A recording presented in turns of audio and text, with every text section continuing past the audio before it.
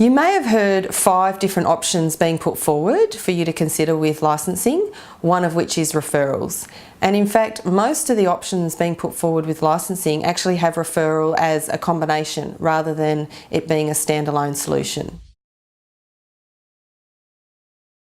The first thing you need to do is to make sure you get the right fit. When you get into licensing, are you going to be an SMSF specialist advisor and outsource everything else to a referral partner? Or are you wanting to give full strategic advice to your clients, even your non-SMSF clients with super advice?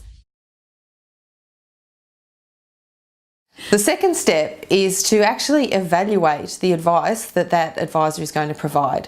You need to get a copy of some of their statements of advice, and you need to look at whether you agree with the advice that's been given, whether you think it's appropriate for the client. You need to even look at the products that are being recommended to make sure you actually are comfortable with those products and the approved product list that they're working from.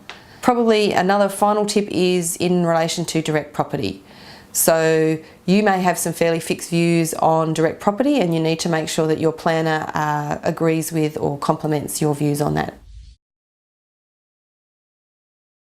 So the third step that you need to go through in establishing a referral arrangement is to set up some formal processes as to how that referral is going to work. Is the client going to make contact with the advisor, or is the advisor going to contact the client? Now, in most cases, the advisor would probably prefer to contact the client. So as long as you're comfortable with that process, that's the one I would recommend that you go with. You then need to think about whether you are going to have joint meetings or separate meetings, whether you get to see the statements of advice before they go to clients and make comments on it, and in particular, what's going to happen on an ongoing review basis. Are you involved in that process, or are you completely removed from the process? The final thing you need to look at with a referral relationship is the boundaries, and setting clear boundaries about what you're going to do and what your referral partner is going to do.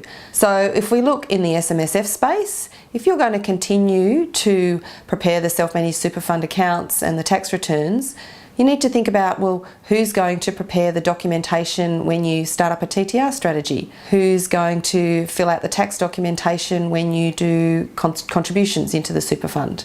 All of those sorts of things either of you could probably be doing, and you just need to be very clear about who is going to do what so that the relationship runs smoothly. If you want more information about referrals and how to make sure that your referral relationship gets set up successfully, we've put together a referrals guide which is available on our website.